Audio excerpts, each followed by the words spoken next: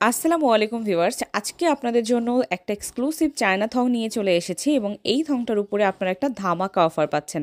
তো পুরো ভিডিওটা দেখতে থাকুন, কতগুলো কালার পাচ্ছেন এবং ডিজাইনটা কেমন দেখে যাদের ভালো লাগবে ঝটপট করে কিন্তু অর্ডারটা করে ফেলবেন।